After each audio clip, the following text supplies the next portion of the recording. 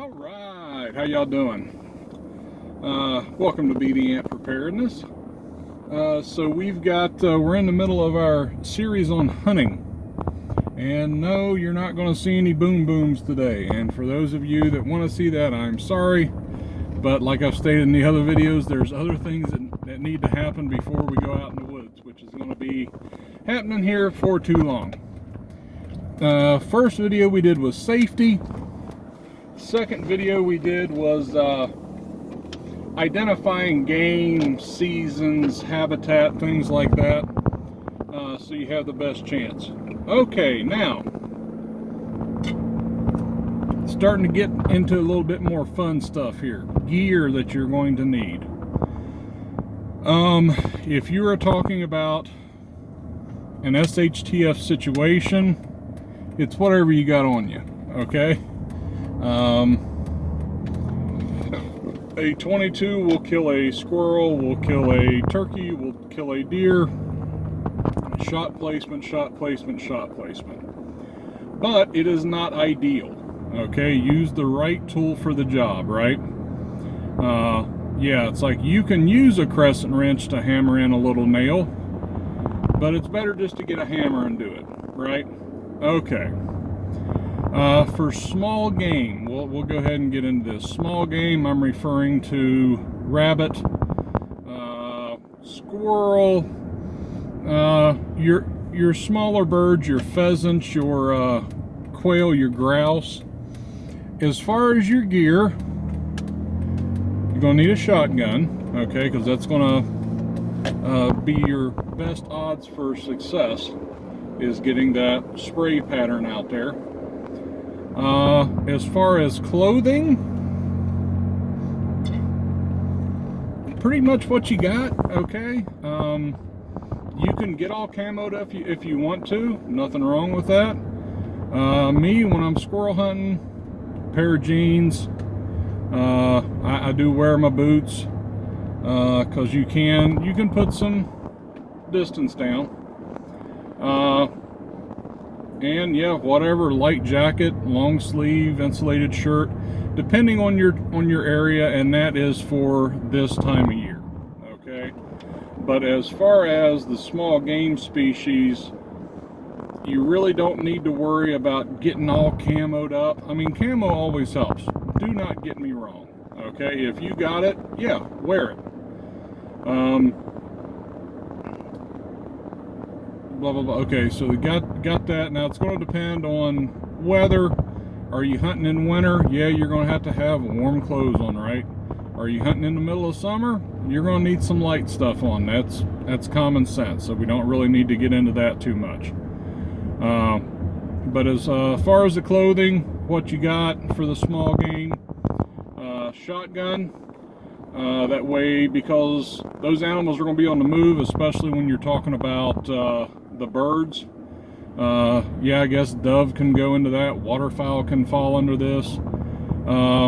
You can do it with a 22 if they're stopped and holding still, and you can hit a dime at 50 yards. You can. But that shotgun's going to be a whole lot easier. I've taken squirrel different times throughout my life, but pretty much two at a time. And I don't mean them lining up.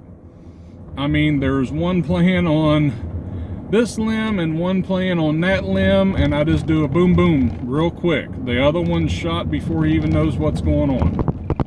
I've done that a few times. But if I had a 22, there's no way, because you have to aim with the 22. Shotgun, you're kind of just pointing. Now, you're aiming, okay, so I don't want to upset folks out there, but pretty much you're just kind of pointing. You're putting the bead on them, right? And that's it. I'm not going to get into shooting the birds on the fly. Watch other videos for that, talking about the lead and the cartridge. It's best for that and all that. Well, you guys go watch that stuff. I'm not a waterfowler, so I'm not going to sit here and pretend like I know everything there is about shooting ducks and all that other stuff. Okay, so as far as gear, yes, shotgun, that. Hat, okay? And people's like, well, yeah, you don't need to wear a hat. Guys, you're looking into the sun. It's going to rain. You're trying to keep the rain off your face. Just a ball cap will be great.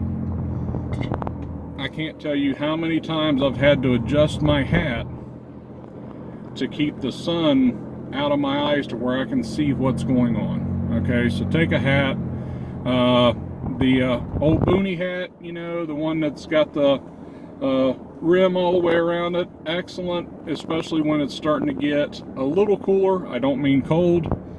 And there's that chance of rain. Helps keep that rain from getting down your neck and down your back. That they help. Okay. Okay, gear. Let's talk about turkey. Okay. Now you guys have watched the other ones. I do not consider myself a turkey hunter. If one's there, I shoot it. Okay. But as far as going out and having all the garb and the tick, tick, tick, tick, tick, I've had calls, I've called, but I'm not into it. Some of those guys, they get stupid serious about it, and to each their own. Okay, I love to hunt, so I know what they're talking about. But as far as gear for your turkey, once again, shotgun, but your round's going to be a little bit different. Talking about the small game, okay, you're looking probably 4-shot, 5-shot, and 6-shot of the high brass shotgun shells. When you're talking about, hold on one second. Behind the Patriot. What? Behind the I'm recording, by the way. Okay. So you just told everybody. Thanks. You just told everybody. Yeah. Okay. Y'all throwing the ball? Yeah. All right. Not really, Gabe. He just kind of. Sorry, my kids. Anyway. Yeah, your small game, your squirrel. Yeah, grouse. That's pretty much the shot you want. Rabbit, squirrel, grouse, things like that. I've shot groundhog with 4-shot. Now, when you're when you're getting into the waterfowl, I know the guys go a little bit heavier. Okay, the steel shot. Watch those channels. I'm not going to tell you guys. I'm not sure. But I do know if you're talking about it, if you're out there specifically for dove, things like that, and you shoot them with 4-shot, it's pretty much going to destroy any meat that they got. Okay. Typically early season when both dove and squirrel are in, if I'm going to an area where I want to squirrel hunt but I'm walking through a field, I'm going to make sure I got like 7-shot, 7.5-shot bird shot up in there just in case doves fly over. Now once I get to the wood line, I'll pop those out and I'll go ahead and put in my 4, 5, or 6-shot. Earlier in the season, like now when you have a lot of leaves and everything on the trees, I recommend the heavier shot, the 4-shot. That way you can cut through that stuff. Also with your shot, for those of you that don't know, the smaller number, the bigger shot. Okay, and I'm not going to go into why or anything. Just know that. Okay, 4-shot is bigger than 5, is bigger than 6, is bigger than 7, is bigger than 8. But with the smaller shot, there of course is more shot in there because it's all, you've got a designated area, and if they're smaller, you can put more of them in there. And you tend to get a wider spread from the smaller shot. With the heavier shot, the bigger shot, like your 4-shot, you're going to get a little bit tighter, not a ton. I'm not going crazy here. You're going to go from here to here. No, I'm not saying that. But you are going to be able to get more distance, okay? Especially with squirrel, they got actually a real thick hide. A lot of people don't realize. And you need that heavier shot, especially if you got one out there. 40 yards is, my opinion, strictly my opinion, about your limit as far as shotgunning. Even if you got that 12 gauge and you're booming, okay? That's about as far as I feel comfortable. Anything past 40, and it depends on your gun as far as it patterns. Anything past 40, you're just hoping for one of them, because at 40 yards, you're probably Yeah, you're probably talking 2 foot. Guns are different. Length of your barrel's different. If you're out there with a tactical shotgun that's got an 18.5-inch barrel, it is going to spread like crazy. That's why your hunting shotguns come in 24 for like the youth, 26. If you're talking about a goose gun, I've seen them like 32-inch barrels. Not real good for walking through the woods with, but I guess it'll help reach out there and keep it a little bit tighter. But for your squirrel, grouse, I've shot grouse with 4-shot and they're fine. Squirrel, grouse, rabbit, yeah, 4, 5, 6-shot, 7, 8-shot. That's when you're talking about your doves. Hey, gotta eat blue jay if there's blue jay. Woodpecker, I mean, this is Shtf. This is illegal now, so don't do this now. But you're gonna eat what you can eat, okay? Whatever shows up, and you don't want to destroy all your meat with that. Okay, into the turkey now. Sorry, we kind of backtracked. The turkey, the guys use some heavy loads, okay? Also with your shotguns, okay? They come, standard is 2 3/4 inch, but you can get 3-inch. I've even seen 3.5-inch. Those turkey hunters, them boys can go silly on the magnums and the 3.5-inch with the 2-shot and the whole 9. But what they're wanting is they're wanting that maximum distance and the least amount of spread, I guess. And turkey hunters out there, correct me if I'm wrong. Please comment below. Like I say, I do not consider myself a turkey hunter. If one struts up to me, I pop it. That's about all I know about it. Okay. So turkey, you're aiming for the head, not the body. And yeah, they tend to go magnums, your bigger shells, that way you can get that distance and all that stuff. Okay, now moving into your larger game animals. White-tailed deer, that's one that's everywhere. This will also fall for mule deer. Getting into elk. Okay. You get into moose, and that's kind of a different animal. Caribou, yeah, I've never hunted caribou or moose or anything.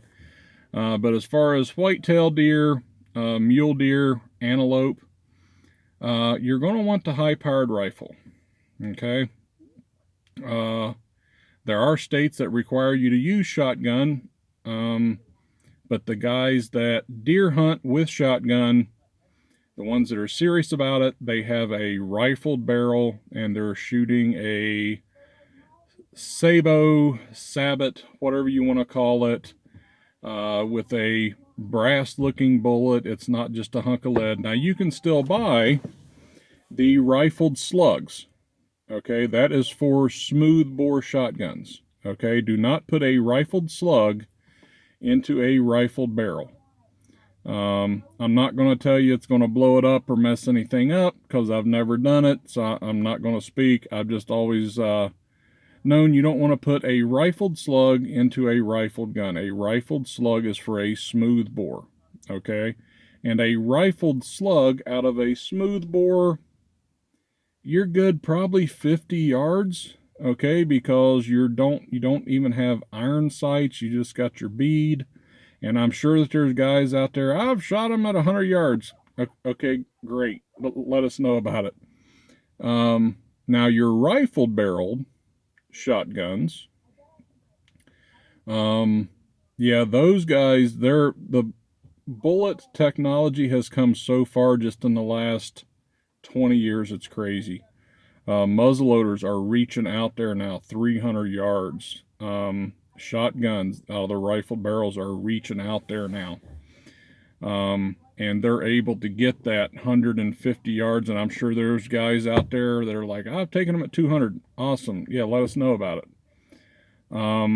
But for me, if you're going shotgun, for your larger game animals,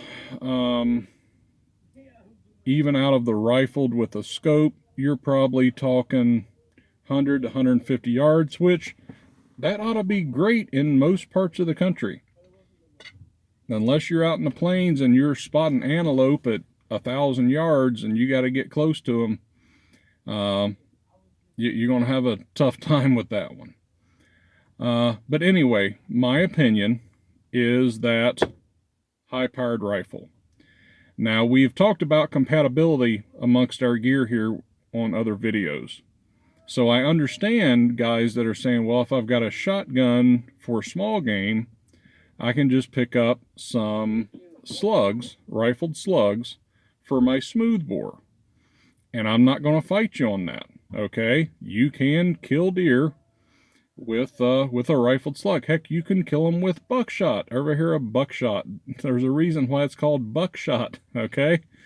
It's not legal in, I almost said all states, but I don't know. I know most states you cannot hunt deer with any round that has more than one projectile, so that kind of takes out buckshot. But SHTF situation, you do what you got to do. So that double-aught bucket you've got for home defense, out, man, I'm even afraid to say distance on that. I'm going to let you guys experiment with that on your own. Maybe we'll do that when we go down to our location next time. See what kind of a spread out of a hunting shotgun double-aught buck will give you. But I've also heard the old-timers say never shoot double-aught buck out of your shotgun because it'll open up the choke. So I don't know. We'll do a little investigating on that. But for your larger game animals, I recommend high-powered rifle. And I recommend 30 cal. Okay? Yeah, 22 long rifle has killed a lot of deer. Okay? 223 has killed deer. Okay? But for me, I am looking for a quick, humane kill. Okay? And that comes from a 30 caliber bullet. Especially in a SHTF situation, I do not want to shoot that deer with a 223 5.56 and then have to worry about tracking him for even 100 yards. Okay? I have tracked some deer through some god-awful and it's horrible. Just last year had to track a deer for somebody, and briars, nasty, everything. That's, you know, and we didn't even realize, we thought we were still tracking, and all of a sudden we took one step and the deer was literally 10 feet from us, and it was so thick we didn't even realize that the deer was right there. So I am looking for quick, humane kills. All the deer I have shot, they all have ran a short distance, 40, 50 yards.